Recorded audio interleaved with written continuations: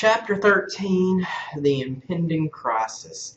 This chapter we're going to talk about the build-up to the Civil War, and actually we'll get into the very earliest days of the Civil War and Southern Secession.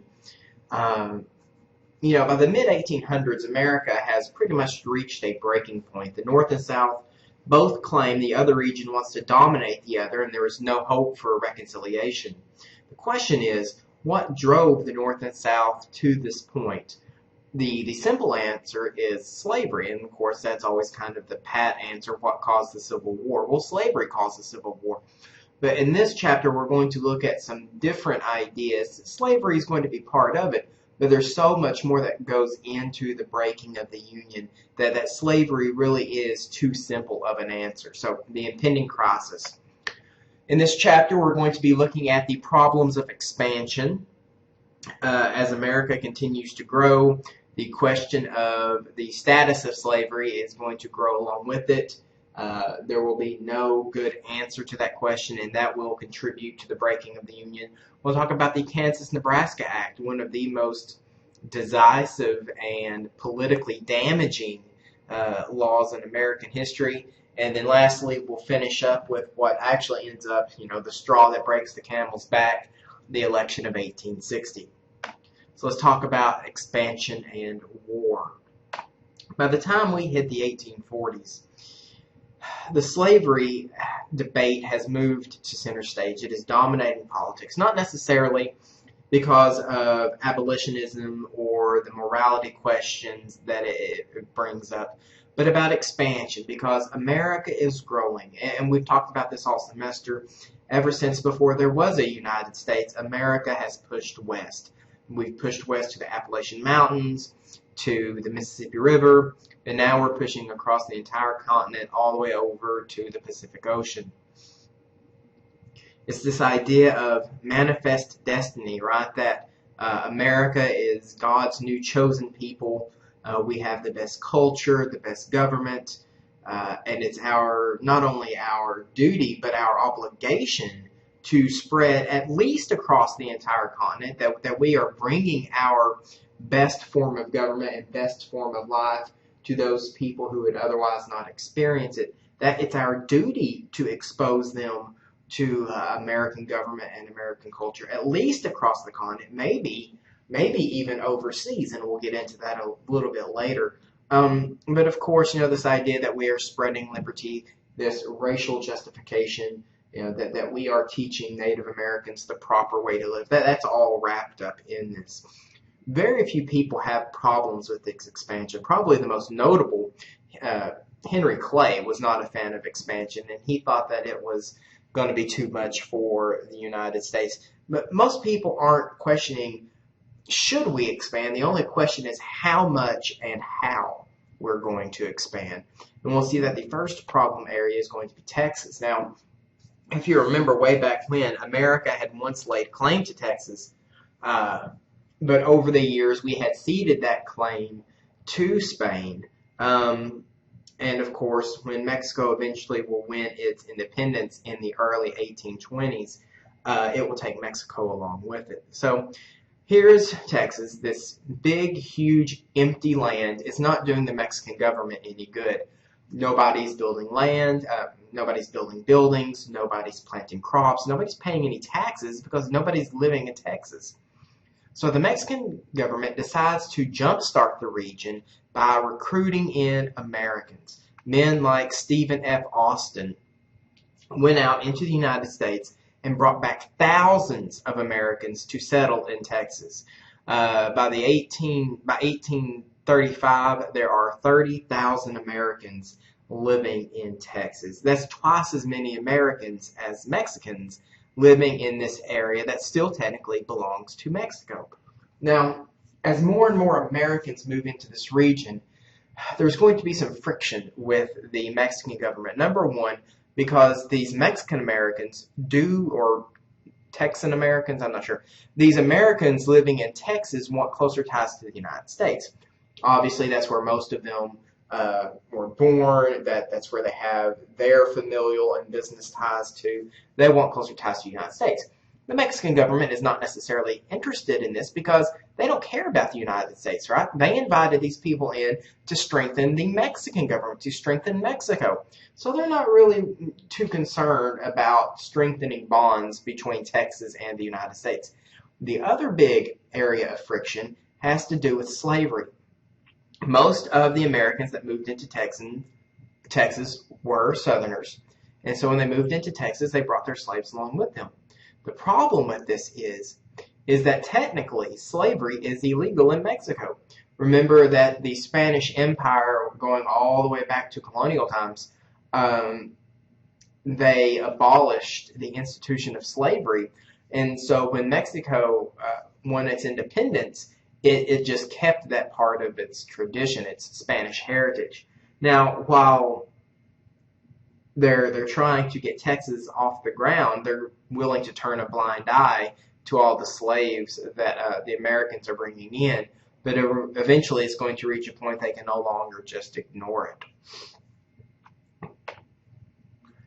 And it all comes to head in 1836. What happens is a Mexican general by the name of Santa Anna is going to seize control of the Mexican government.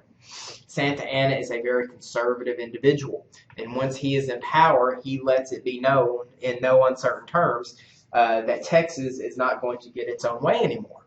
Well, Texas could see the writing on the wall, and so shortly after Santa Anna takes power, we will see that Texas is going to declare its independence. And of course, the war for Texas independence is going to kick off. Santa Anna is personally going to lead the army into Texas to put down this rebellion.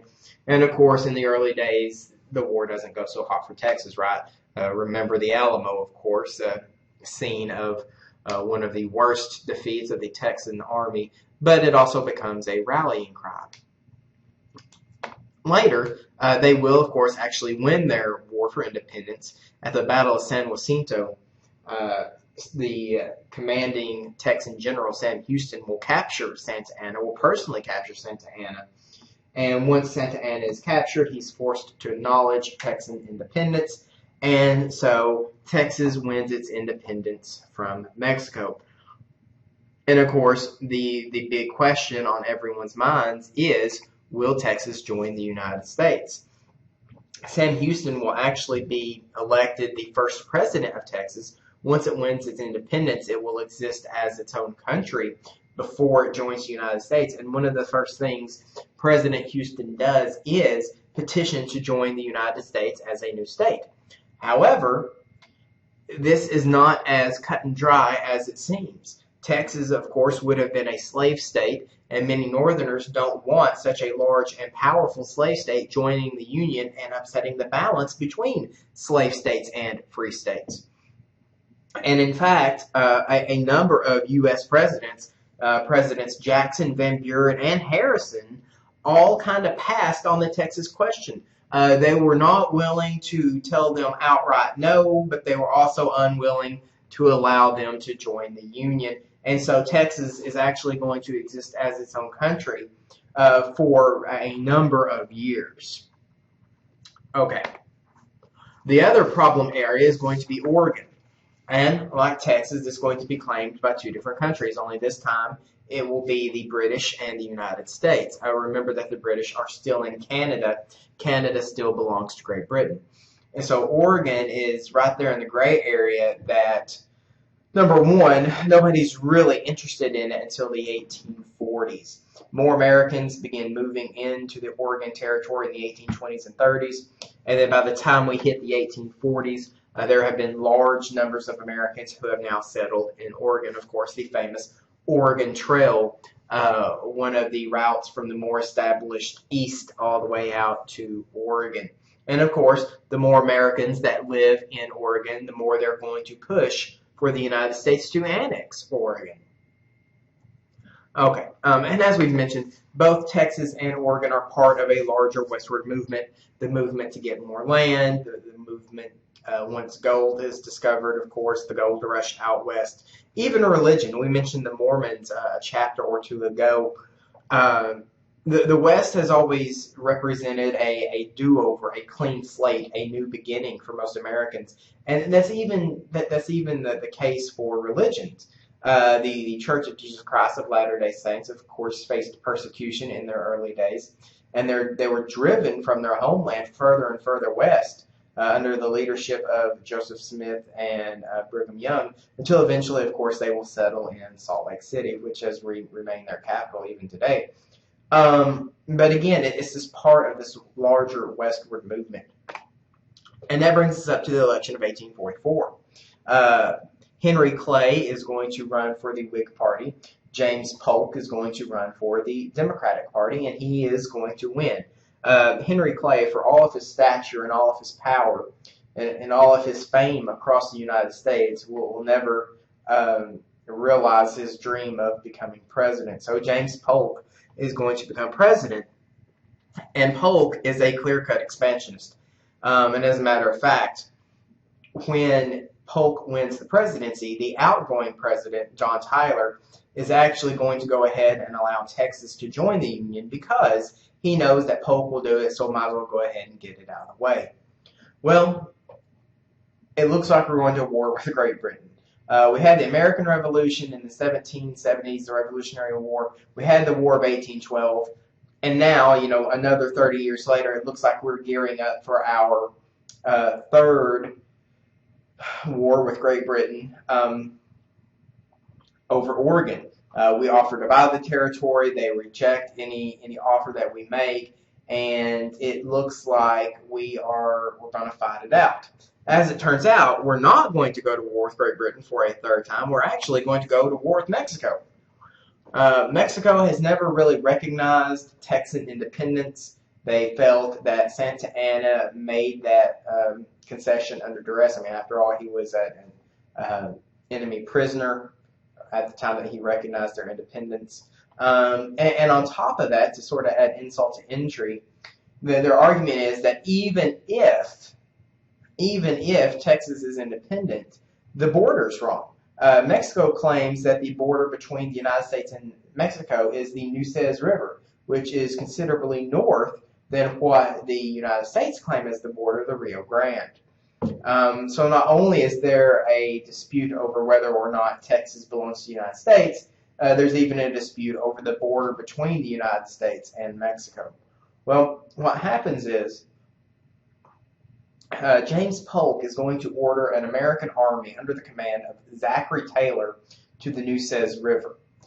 And then, again, acting under orders from James Polk, he crosses the Nueces River, which, of course, Mexico claims as the border, and they see as an act of war. We don't actually know who shot first. All we know is that after Zachary Taylor crossed the Nueces River, the Mexican and American armies began fighting, and so the Mexican-American War is going to be declared. Now, I have invasion in quotation marks here because a lot of people think that James Polk, being an expansionist, has set this up, that he essentially baited Mexico into this war with the United States. He set this up as a move to gain more land. Well, as it turns out, the war goes very well for the United States. As a matter of fact, another Mexican general, Winfield Scott, is going to capture the capital of Mexico, Mexico City. And this actually raises a very interesting question for James Polk, because it has become obvious that they cannot stop the United States from essentially doing whatever it is we want to do. And so now James Polk is wondering, do I want to annex all of Mexico? Well, we've pretty much settled that Texas is going to remain part of the United States. We've pretty much settled that the border is going to be whatever it is we say that it is. Do we want to go ahead and annex all of Mexico into the United States? Well, of course, we know that he did not. We eventually signed a peace treaty with Mexico, the Treaty of Guadalupe Hidalgo, which essentially says that Texas belongs to the United States. The Rio Grande will be the border, and in fact, I think we paid Mexico for some of the territory because, along with Texas, we also gained New Mexico and California as a result of this war. So, all in all, the war ended very well for the United States. However, the war is also going to raise some pretty significant questions for the United States.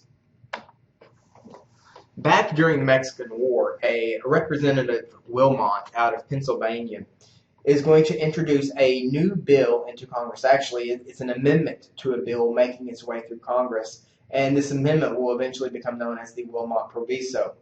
And what the Wilmot Proviso says is that no new territories gained from the war with Mexico will be allowed to have slavery. So places like, I don't know if they were considering Texas in this or not, but certainly places like New Mexico and California would not have been able to have had slavery. Now, I want you to remember, the Wilmot Proviso never becomes law. Okay, it's introduced, it's debated on, and that's fine. It never becomes law. The important thing is that the Wilmot Proviso is a direct contradiction to the Missouri Compromise. Remember, way back when, the Missouri Compromise essentially drew a line across the then existing United States. And the Missouri Compromise said slavery can exist below this, it cannot exist above this. So there's lots of questions about what are we going to do with these territories. Are we going to follow the Wilmot Proviso and not allow slavery at all? Well, that never passed, so no, probably not. But what about the Missouri Compromise? What happens if we stretch the Missouri Compromise, just stretch it out across the United States till we hit the Pacific Ocean, and then we can say anything below that can have slavery, anything above that cannot? Some people make the argument that as new states and new territories are added to the Union, maybe we should allow those states and territories to vote for themselves, whether or not they want to be slave or free. This is known as popular sovereignty, allowing the people in these new states and territories to decide whether they want to be slave or free. Well, nobody really has the answer, and nobody will have the answer for quite some time.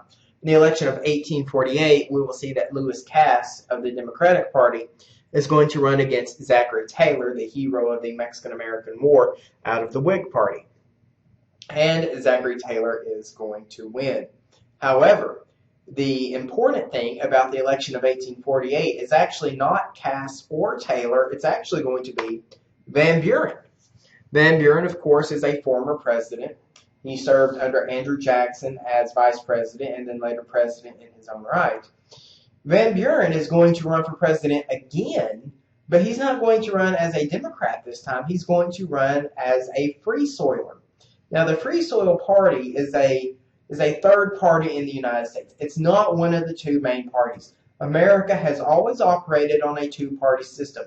We've always had two dominant parties in charge of politics. At this time, it was the Whig Party and the Democratic Party. But there are these other little splinter fringe groups that exist, just like they exist in American politics today. And the thing about it is, Van Buren put up a very impressive showing. And this is an ominous sign for the United States because it's showing that people are not happy with the Democratic Party and they're not happy with the Whig Party. They want the question of slavery to be addressed and to be answered once and for all, and neither the Democrats nor the Whigs are providing an answer to that question. Now, the Free Soil is decidedly abolitionist. They believe in at least restricting the expansion of slavery. Maybe not doing away with slavery altogether, but certainly limiting the expansion of slavery. So the fact that Van Buren does as well as he does, no third-party candidate has ever won the United States presidency. It's never happened. But the fact that he did as well as he did do really shows that people are becoming dissatisfied with the Democratic and Whig parties. And again, that's a pretty ominous sign. Now, as I mentioned, Taylor wins, but he doesn't get to enjoy his victory for long because he's elected in 1848. He takes office in 1849, and right off the bat, he is going to have problems with California because, of course, the gold rush occurs in 1849. The population of California is going to explode overnight, and this population is going to be very, very diverse, very restive, and it's going to put a strain on the government that did exist, which is to say, hardly any government is going to exist. And so Taylor has to do something with California. It's chaos. It's anarchy. There's nobody in charge. It's out of control. There's a lot of money floating around. There's a lot of violence happening. So he has to do something with California. And of course, he thinks the answer is, let's make California a state, we'll give it a government, and then that government can take charge of the situation. But of course, the question is, what's going to happen about slavery? Is California going to be a slave state or a free state? Well, Taylor was a fan of popular sovereignty. He thought that as states joined the Union, they could decide for themselves. And the South is not crazy about this. The South doesn't want to entertain the idea of perhaps adding more free states than slave states. They've got this laundry list of issues they're already upset about. For example, there has been talk of banning slavery in Washington, D.C. Now, of course, Washington, D.C., being the nation's capital, is a symbolic target, right? The problem with this is Washington, D.C. had been designed from day one to be a southern city.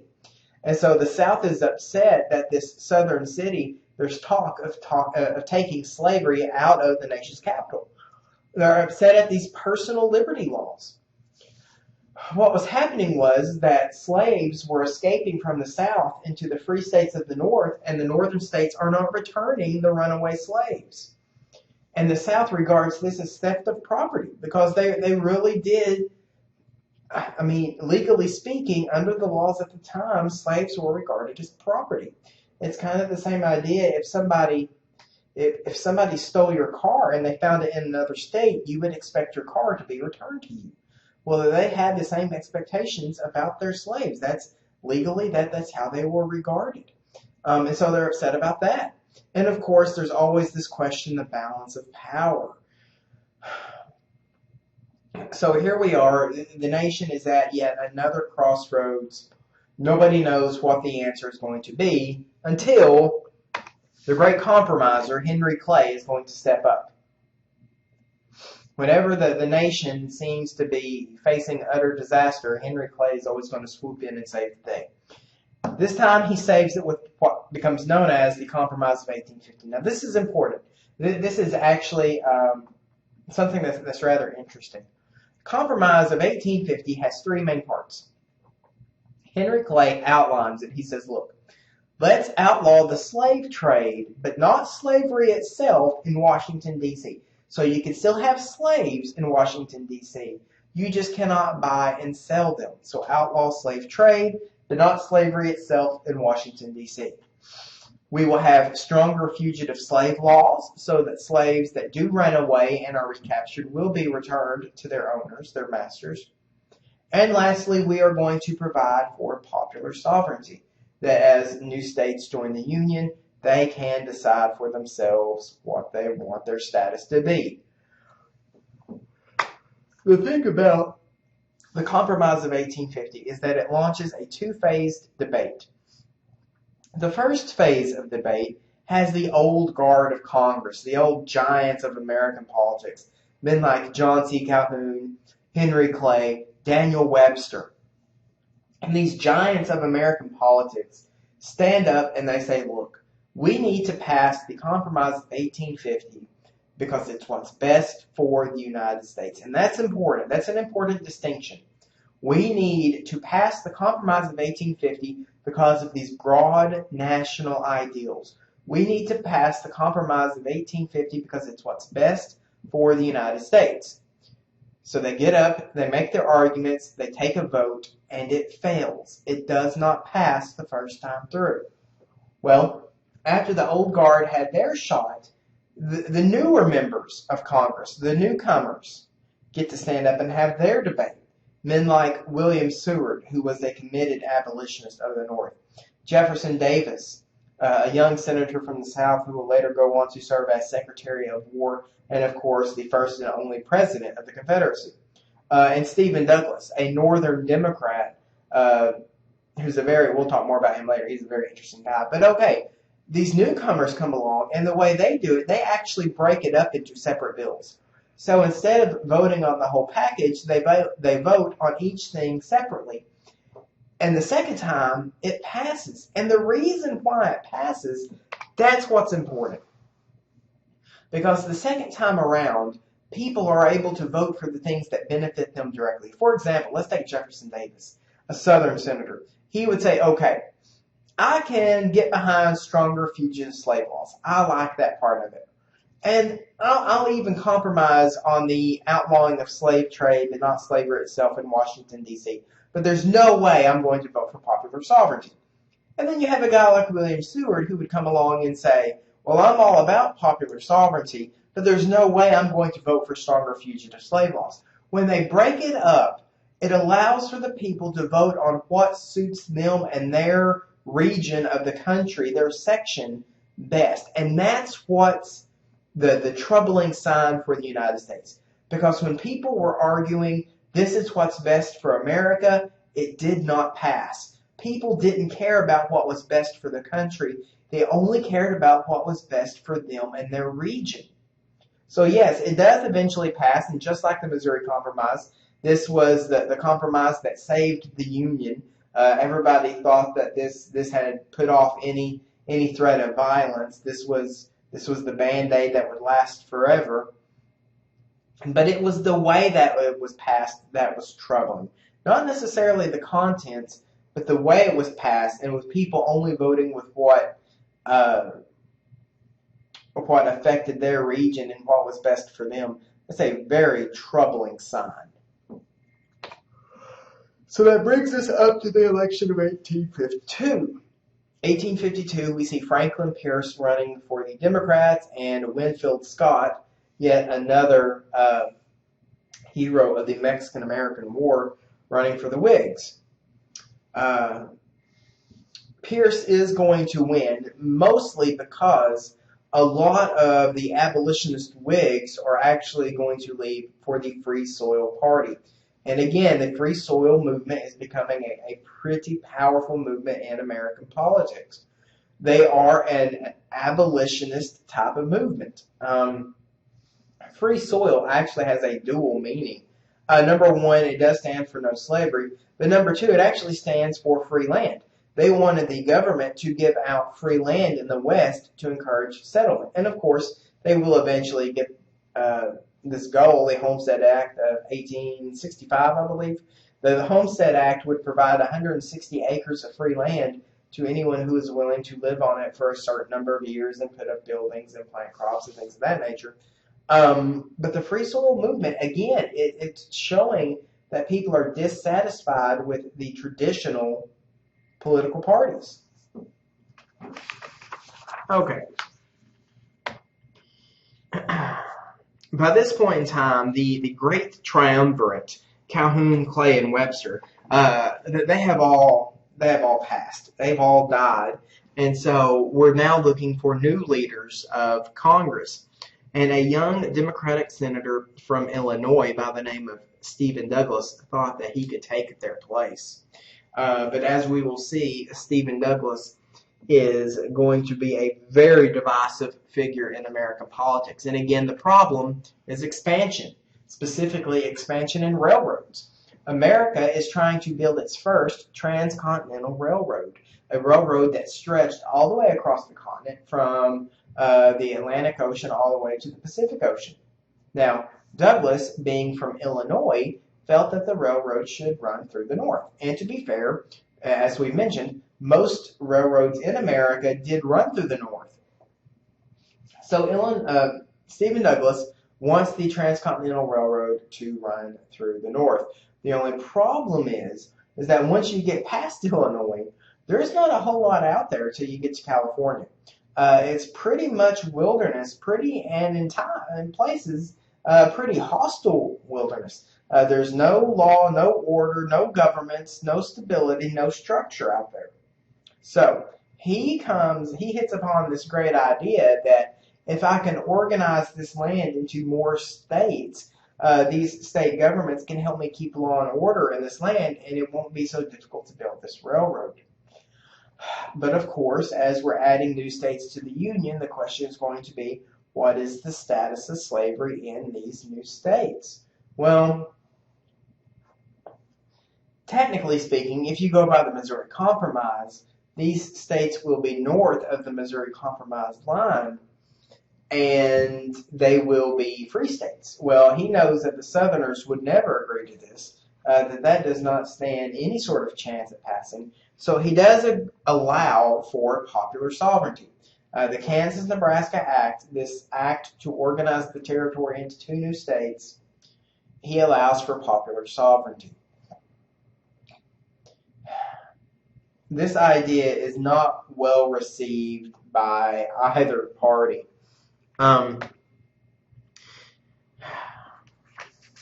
South is upset because, more than anything, the Kansas-Nebraska Act is going to kill off the political parties in the United States. The Whig Party is unable to come up to a response to this political turmoil. The South is not happy about the possibility of adding large new free states to the Union. The Whig Party is already, most of its members are already leaving for things like the Free Soil Movement, and it simply cannot handle the strain. The Democrats will survive. They will be deeply divided because some Democrats will feel the need to support Franklin Pierce, their president, who does support the Kansas-Nebraska Act. They feel the need to support the face of their party, Stephen Douglas. But many Southern Democrats feel betrayed. And so the Democratic Party survives, but it is deeply divided. It only gets worse when it comes time to actually vote on the status of slavery. Kansas is going to hold a vote, popular sovereignty, they're going to vote for themselves. Kansas is going to hold a vote on whether or not they want to be a slave state or a free state. Well, when time for that voting comes, a large number of Missouri voters, slave-owning Missouri voters, is going to cross the border illegally to cast votes in this election. Well, when all the votes are tallied, slavery won out, and Pierce is going to recognize those votes as legitimate. And so technically, Kansas enters into the Union as a slave state. Well, the Free Staters refuse to acknowledge that, and they set up their own competing government. Pierce denounced them as traitors. He sends in the army, and essentially a small-scale civil war is going to break out. The pro-slavery forces are going to burn the free capital of Lawrence, and in return, John Brown is going to lead what's known as the Potawatomi Massacre, in which a number of pro-slave people are killed. This civil war is known as Bleeding Kansas, and we'll see that the violence is even going to stretch all the way to the floor of Congress. Charles Sumner is a senator from Massachusetts, and he is going to give a speech in Congress denouncing the government actions in Kansas. He doesn't feel that it's right that the federal government is recognizing the slavery government, the pro-slavery government, as legitimate. Well, Preston Brooks is a South Carolina representative who feels especially wronged, personally wronged, by Charles Sumner's speech. And he's going to march into Congress and begin beating Senator Sumner with a club, with a cane. And in fact, he beats him quite severely until the cane breaks. Sumner will be rehabilitating for months. He was never the same afterwards. And of course, Northerners began calling for Brooks's arrest for assault and violence. Southerners send him more canes. It really becomes indicative that there is a very deep divide between the North and South. And into all this comes the Republican Party. And again, this is a very dangerous sign for the United States because the Republican Party is a completely sectional party. There are no Republicans in the South, which is ironic given today's political makeup. There are Northern Democrats and Western Democrats and Southern Democrats, but there is no such a thing as a Southern Republican. It is a completely sectional party that is dedicated to the destruction of slavery. It's made up of anti-slavery Democrats, a few Whigs, some Free Soilers, some members of the old Know Nothing Party. This is an interesting sign for the United States. And again, it all boils down to two competing philosophies: free soil and slavery. The North is the home of progress, opportunity, and freedom, according to them, that a man can go out and make something out of himself, as opposed to the South, where the South has slavery, which is dangerous to white people because the South is stagnant. People cannot better themselves. And here comes the South saying that slavery is actually a social good. It's the tradition and foundation for the Southern economy. It provides meaningful work to those who would otherwise not be able to take care of themselves. And so it's two competing philosophies between the Republican Party and the Democratic Party. And so that brings us up to the election of 1856. James Buchanan is going to run for the Democratic Party against John Fremont of the Republican Party. Now, James Buchanan is going to win, but just barely. He won the entire South and just enough votes in the North to secure the presidency. But it has become very obvious that northern states will tend to vote Republican and southern states will tend to vote Democrat. So Buchanan is going to win, but he doesn't have an easy presidency. First thing that happens is he has economic troubles. And even though he may not necessarily be to blame for that, he does take the blame. He may not have been the cause of it, but he will take the blame for that. And the second thing he has to deal with is the Dred Scott decision. The Dred Scott decision is a decision by the Supreme Court, probably one of the most controversial decisions the Supreme Court has ever handed down. Dred Scott is a slave. He lived in Missouri with his owner, and during his life he traveled with his owner to both Illinois and Wisconsin, which were free territories and states. Well, eventually they moved back to Missouri, and I believe it's not until his master dies, but after his owner dies, Scott is going to sue for his freedom. Now, his argument is that by living in a free state, that has made him a free man. Well, the Supreme Court considered this, and then they handed down their decision, which said, number one, black people are not citizens, and therefore they can't sue. If you're not a citizen of the United States, you cannot take advantage of the United States court system. So therefore, black people are not citizens, and therefore they have no standing to sue. And they could have stopped right there, and it would have been bad enough. But they went on. Furthermore, living in Illinois did not make him free.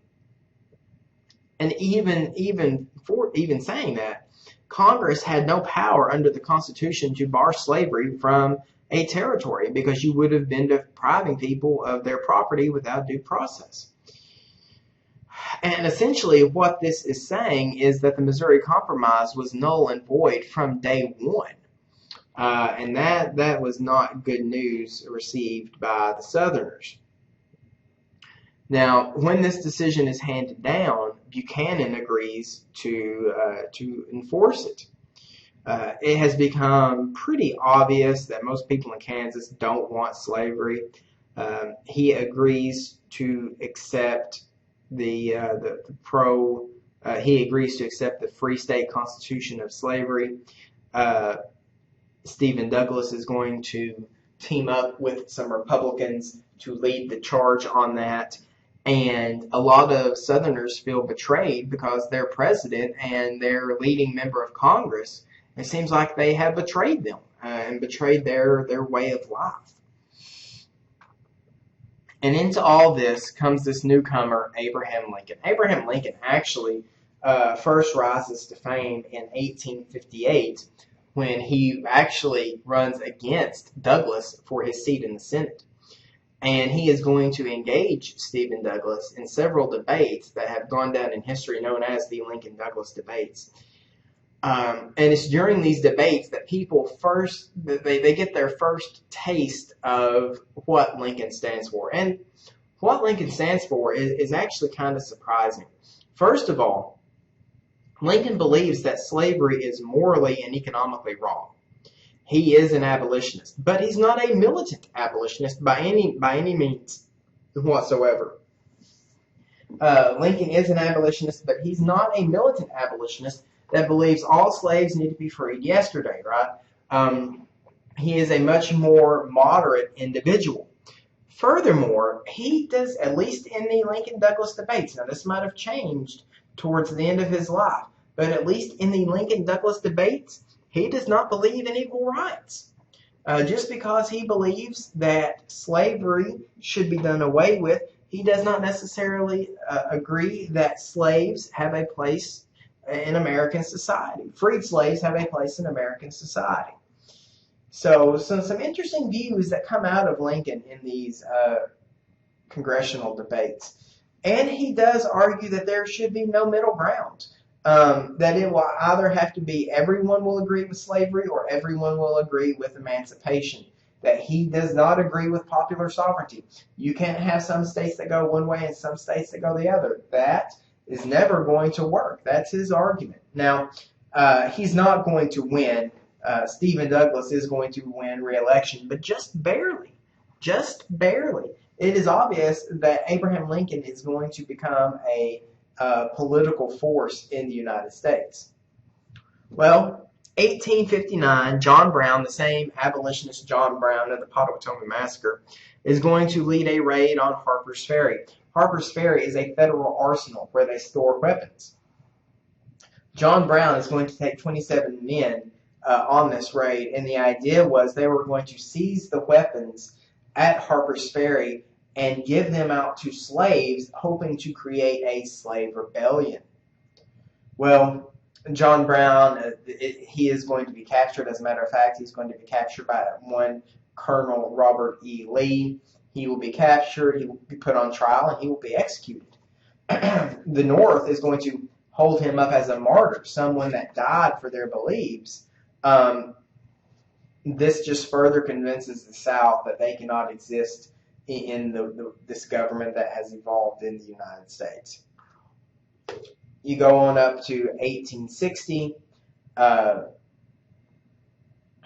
What happens is at the Democratic Convention, Stephen Douglas is nominated for presidential candidate for the Democratic Party.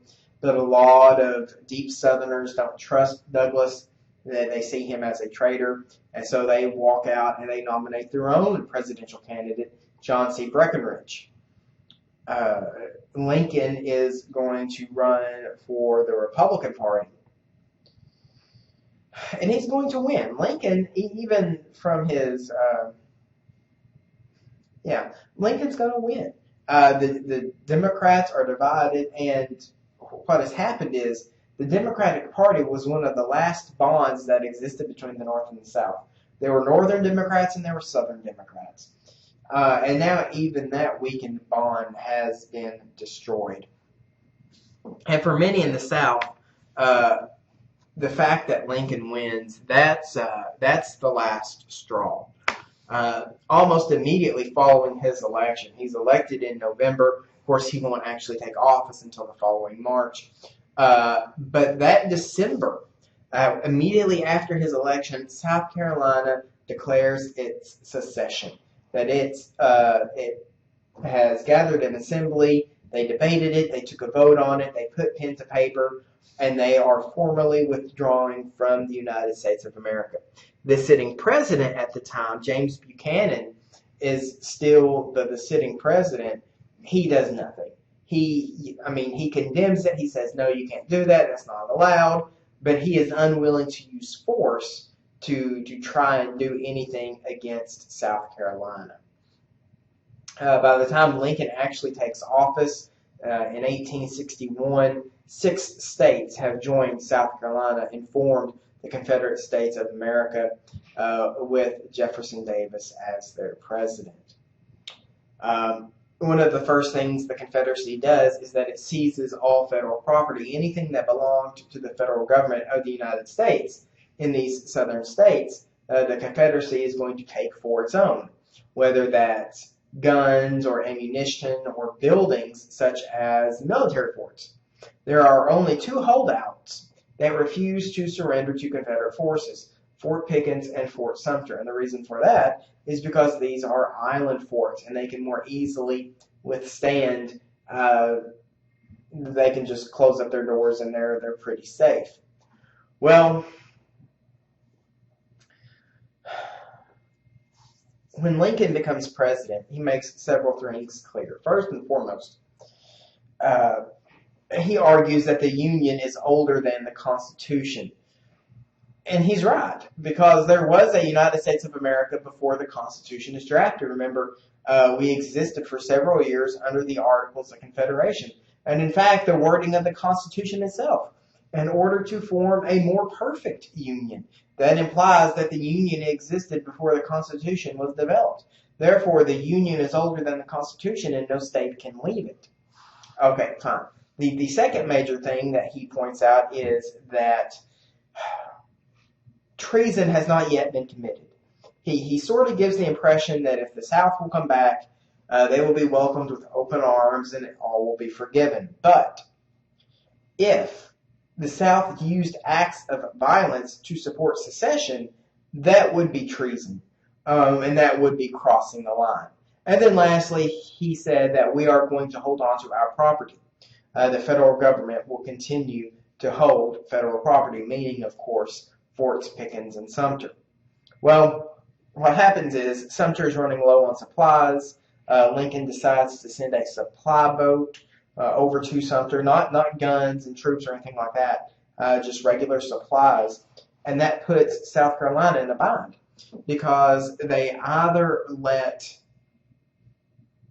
the boat continue and they look weak, or they try to take the fort by force and risk a civil war.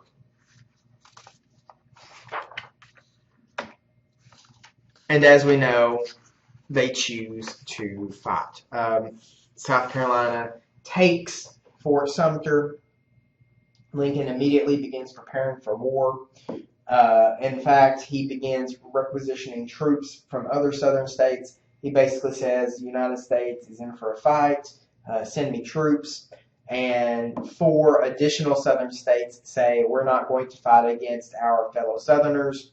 We're going to leave the Union and fight with them. And that's actually when Arkansas is going to join the Confederacy. We don't join in that first wave of 7. We're in the second wave of 4. Now, there's something I do want to point out about this.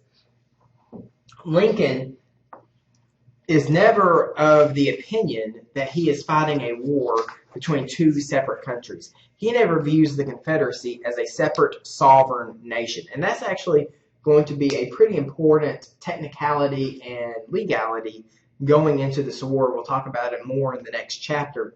But Lincoln is always of the opinion that he is putting down a rebellion.